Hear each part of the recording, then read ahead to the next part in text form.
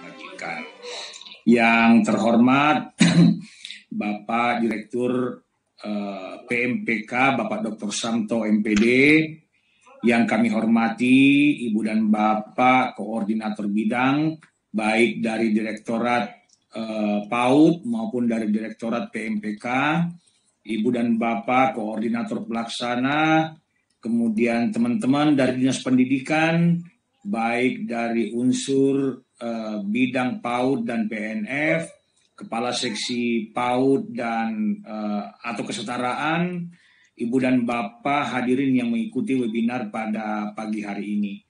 Pertama-tama tentu kita memanjatkan puja dan puji, rasa syukur yang besar kehadirat Allah Subhanahu wa Ta'ala, Tuhan yang Maha Esa, atas limpahan kasih sayangnya. Pada pagi hari ini kita dapat bertemu dalam forum webinar untuk membahas mengenai persiapan penyaluran bantuan operasional penyelenggaraan pendidikan anak usia dini maupun pendidikan kesetaraan. Ibu dan Bapak yang kami hormati, tadi Pak Samto telah menyampaikan hal-hal yang bersifat generik atau umum maupun hal yang terkait dengan kesetaraan. Nah, tentu yang bersifat umum saya tidak akan ulangi lagi, namun saya akan mencoba untuk menyampaikan pengantar terkait dengan pendidik BOP PAUD atau BOP Pendidikan Anak Usia Dini. Nah, Ibu dan Bapak yang kami hormati, sesuai dengan namanya, BOP Bantuan Operasional Penyelenggaraan Pendidikan Anak Usia Dini. Tentu karena sifatnya bantuan, maka ini tidak akan mungkin mencukupi kebutuhan operasional dari setiap satuan pendidikan. Nah, oleh karena itu maka harapan kita sebenarnya adalah bahwa BOP ini akan menjadi stimulus bagi munculnya ownership dari pemerintah daerah, dalam konteks ini Dinas Pendidikan Kabupaten dan Kota, serta tentu masyarakat, dalam konteks ini orang tua maupun pemilik yayasan, untuk membantu penyelenggaraan pendidikan anak usia dini melalui skema pembiayaan yang baik. Nah, sebagai dana bantuan, maka BOP ini diperuntukkan untuk membiayai operasionalisasi pembelajaran dan juga biaya personal bagi anak usia dini yang mengikuti pendidikan anak usia dini. Nanti pemateri berikutnya akan menyampaikan secara detail bagaimana rincian-rincian yang harus diketahui oleh teman-teman sekalian. Nah, tentu kita berharap bahwa dalam pengelolaan dana BOP ini diimplementasikan prinsip-prinsip penyelenggaraan keuangan sebagaimana dalam penyelenggaraan skema bantuan yang lain. Yang pertama adalah adanya fleksibilitas terkait dengan pengelolaan bantuan tersebut sesuai dengan kebutuhan satuan pendidikan.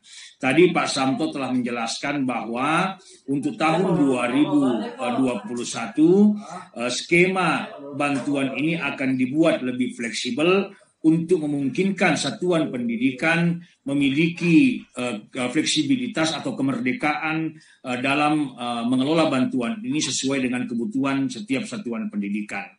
Jadi tentu kita sadari bahwa setiap satuan pendidikan memiliki kebutuhan yang berbeda-beda. Yang kedua adalah terkait dengan efisiensi, yaitu bagaimana upaya kita untuk meningkatkan kualitas belajar peserta didik PAUD dengan biaya yang rasional, tepat, ya, dengan hasil yang optimal. Jadi kalau biasanya prinsip efisiensi itu adalah dengan biaya seminimal mungkin dan hasil seoptimal mungkin, maka mungkin ini perlu kita rubah sedikit. Kenapa? Karena nampaknya saat ini tidak ada lagi biaya minimal dengan hasil yang optimal. Jadi kalau kita belanja di pasar tentu ada harga, ada kualitas. Nah, oleh karena itu maka saya cenderung mengatakan bahwa dengan biaya yang setepat mungkin dengan hasil yang seoptimal mungkin. Nah, tentu kita ingin menghindari adanya pemborosan keuangan negara. Oleh karena itu, maka BOP ini harus kita kelola secara efisien. Yang ketiga adalah transparan. Nah, bagaimana agar pengelolaan BOP ini dilakukan secara terbuka dengan mengakomodir aspirasi berbagai pemangku kepentingan. Nah, alangkah baiknya apabila semua pemangku kepentingan, baik itu orang tua, kemudian masyarakat di lingkungan sekitar satuan pendidikan dapat mengetahui bagaimana BOP PAUD ini dikelola. Ini merupakan tantangan bagi dunia pendidikan untuk lebih transparan dalam pengelolaan pendidikan. Kemudian berikutnya adalah yang keempat adalah prinsip efektivitas. Artinya bagaimana agar BOP ini bisa memberikan hasil, kemudian manfaat, kemudian daya guna untuk mencapai tujuan yang telah ditetapkan dalam penyelenggaraan pendidikan anak usia dini, yaitu bagaimana mengoptimalkan tumbuh kembang anak agar mereka dapat bertumbuh dan berkembang secara optimal dan siap untuk mengikuti periode pendidikan berikutnya. Dan yang terakhir adalah terkait dengan akuntabilitas. Bagaimana pengelolaan BOP ini bisa dipertanggungjawabkan dengan baik. Tentu ini membutuhkan peran serta dinas pendidikan sehingga BOP PAUD ini dapat memiliki akuntabilitas yang dapat dilihat oleh semua orang sebagai BOP yang memiliki manajemen atau pengelolaan yang baik. Nah, Ibu dan Bapak yang kami hormati, skema BOP PAUD untuk tahun 2021 tetap sama, yaitu sebesar 600.000 per anak per tahun yang akan dibagi menjadi 2 tahap penyaluran sesuai dengan cut-off Dapodik, yaitu cut-off tanggal 31 Maret dan 30 September. Jadi setelah cut-off tanggal 31 Maret akan disalurkan tahap pertama, kemudian setelah cut-off tanggal 30 September akan disalurkan tahap kedua. Nah, dalam konteks ini tentu Dinas Pendidikan memiliki peran yang sangat penting karena penyaluran Dapodik ini adalah merupakan tindak lanjut dari hasil penetapan yang dilakukan oleh Kepala Dinas Pendidikan Kabupaten Kota yang bersangkutan. Nah, Ibu dan Bapak yang kami hormati, perlu saya sampaikan informasi bahwa sampai dengan tanggal 24 Maret tahun 2021 pukul 00 dapat saya sampaikan bahwa rekap data registrasi Dapodik untuk jenjang pendidikan anak usia dini adalah sebesar 93% dari 204.304 satuan. Nah, di sini ada kurang lebih 6,5 juta peserta didik yang berhasil sinkron dengan Dapodik, dan ada 189 satuan yang berhasil sinkron dengan Dapodik. Nah, yang belum sinkron kurang lebih ada sekitar 15.000. Nah, hari ini tanggal 25 ya. Nah, hari ini tanggal 25 kita masih punya waktu 5 hari agar satuan pendidikan yang berjumlah 15.000 ini yang belum sinkron dapat segera didorong untuk sinkron sehingga peserta didik yang ada di satuan pendidikan tersebut dapat memperoleh haknya sebagai penerima BOP. Nah, Ibu dan Bapak yang saya hormati, tadi disampaikan oleh Pak Samto bahwa saat ini sudah ada aplikasi manajemen BOP PAUD dan BOP kesetaraan. Jadi verifikasi data pada Dapodik dapat dilakukan dengan menggunakan aplikasi manajemen BOP PAUD dan kesetaraan.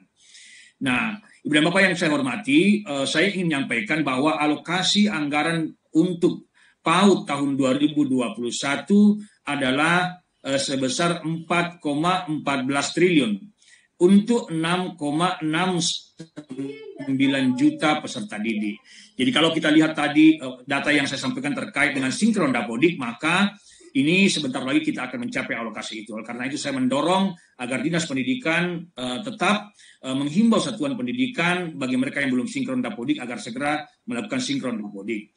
Nah, Ibu dan Bapak yang kami hormati, tahun ini nampaknya kita akan memiliki relaksasi yang cukup besar, cukup fleksibel. Tadi disampaikan oleh Pak Samto bahwa kita tidak akan lagi melakukan pembatasan terkait dengan persentase dan peruntukan, dan akan memberikan kemerdekaan kepada satuan pendidikan untuk menggunakan persentase itu sesuai dengan kebutuhan dari satuan pendidikan yang berkelanjutan, yang bersangkutan. Nah, ada 2 hal yang selalu menjadi masalah terkait dengan BOP PAUD ini. Yang pertama adalah sidik Dapodik. Nah, tentu ini melibatkan beberapa proses, termasuk di dalamnya adalah bagaimana menghimbau satuan pendidikan agar melaksanakan hal ini. Nah, di samping itu juga pendidikan.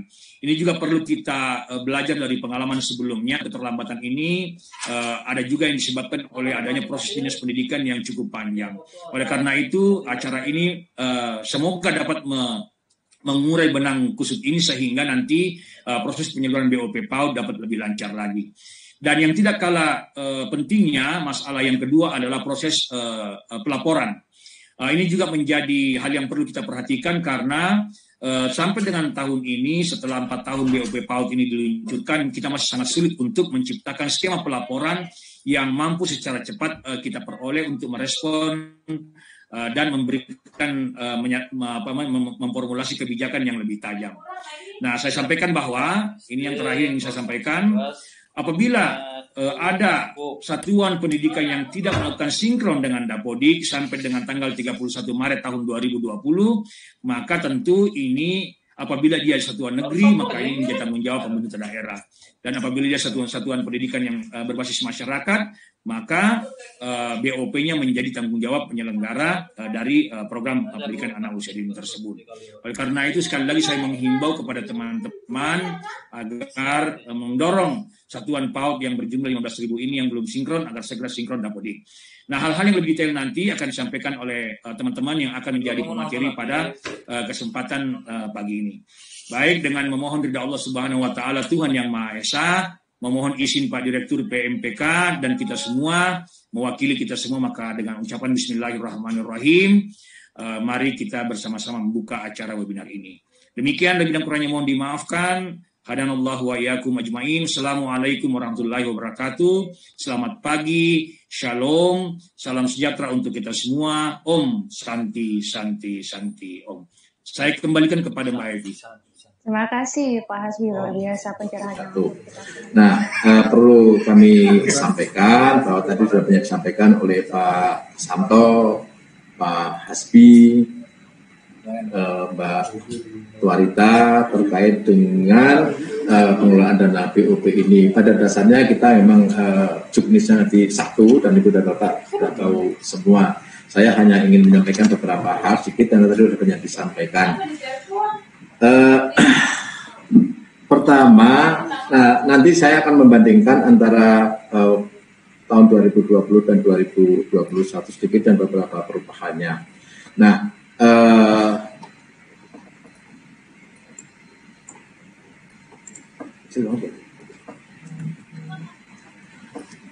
pertama tentang penerima BOP PAUD.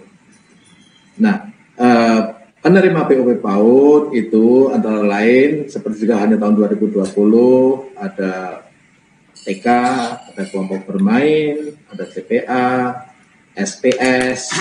Nah, tahun 2020 sebenarnya ada SKB dan PKBM. Hanya tahun 2020 itu dimasukkan di dalam kelompok SPS. Nah, tahun 2021 eksplisit disampaikan untuk menghindari pertanyaan banyak hal, padahal sebenarnya sama, yaitu SKB dan PKBM secara eksplisit dituliskan di dalam salah satu penerima BOP PAUD. Yang kedua, tentu satuan-satuan PAUD harus memenuhi persyaratan, antara lain pasti harus memiliki MTSN yang terdata dalam Dapodik. Yang kedua, harus juga melakukan pemutakhiran data sesuai dengan kondisi real yang ada di satuan pendidikan. Nah, yang ketiga, memiliki jumlah peserta didik paling sedikit 9. Dikecualikan bagi satuan PAUD yang berada di daerah khusus sesuai dengan Kepmendikbud nomor 580 /P tahun 2020, yaitu tentang daerah khusus berdasarkan kondisi geografis. Kalau tahun 2020 itu kita sebutkan di daerah 3T ya. Nah, kemudian juga salah satunya lagi adalah bukan merupakan satuan pendidikan kerjasama. Jadi siswa peserta didik yang terdata di Satuan Pendidikan Kerjasama, maka tidak akan mendapatkan BOP. Nah, berikutnya adalah mengenai alokasi dana. Saya tidak bicara mengenai jumlahnya berapa triliun, tadi sudah disampaikan oleh Pak Direktur, tapi saya hanya menyampaikan bahwa besaran dana dihitung berdasarkan jumlah peserta didik dikalikan satuan biaya sama dengan tahun 2020. Besarannya pun juga sama 600.000 selama 1 tahun, sehingga untuk tahap 1 ini sebesar 300.000. Nah, ada lagi peserta didik tersebut bisa ditetapkan oleh kepala dinas berdasarkan data peserta didik pada Dapodik. Untuk tahap pertama berdasarkan tanggal 31 Maret dan yang kedua nanti tanggal 30 September pada tahun berjalan, artinya tahun 2021. Nah, kemudian mengenai komponen penggunaan dana, ini pada dasarnya hampir sama antara tahun 2020 dengan tahun 2021 mengenai komponennya. Tetap 3 komponen. Hanya saja untuk tahun 2021 tidak lagi diikat dengan persentase. Misalnya kalau tahun 2020 sama ada kegiatan pembelajaran sebesar 50%, untuk tahun 2021 tidak ada persentasenya. Kalau untuk komponen kedua kegiatan pendukung di RPM Juni 2021 tetap ada pelaksanaan kegiatan pendukung pembelajaran dan bermain, hanya tidak ada persentasenya. Sedangkan tahun 2020 ada 35%. Begitu juga dengan kegiatan lainnya yang tahun 2021 di dalam rancangan Permendikbudnya kita sebut pemenuhan aspirasi satuan pendidikan. Besarannya pun tidak diatur dengan persentase, disesuaikan dengan kebutuhan satuan pendidikan. Jadi mungkin saya akan lebih singkat. Nah, ada beberapa catatan perubahan di tahun 2021. Misalnya, pertama, pembelian barang fisik elektronik untuk di laptop, komputer, LCD proyektor, dan sejenisnya yang printer, tape recorder, tahun 2020 tidak diperbolehkan. Tahun 2021 larangan itu ditiadakan. Jadi satuan pendidikan silahkan kalau dananya cukup dan kebutuhannya memang benar-benar mendesak. Kemudian juga di tahun 2021 ini eksplisit ya, secara jelas dikonsepkan bahwa pemerintah daerah perlu membentuk tim BOP daerah sesuai dengan kewenangannya.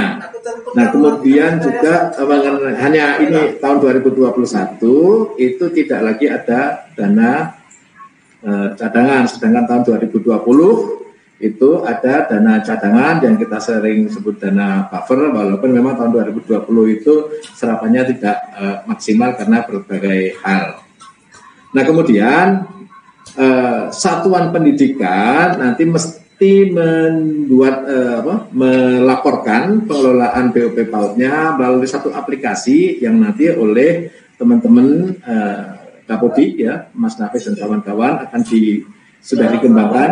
Jadi ada satu sistem aplikasi mengenai pengelolaan dana BOP PAUD. Jadi nanti satuan pendidikan dapat melaporkan melalui aplikasi itu. Kalau dulu namanya Sindak, nah sekarang ini mungkin namanya nanti mungkin sistem aplikasi pengelolaan dana BOP PAUD atau apa kita belum tahu, nanti akan diputuskan.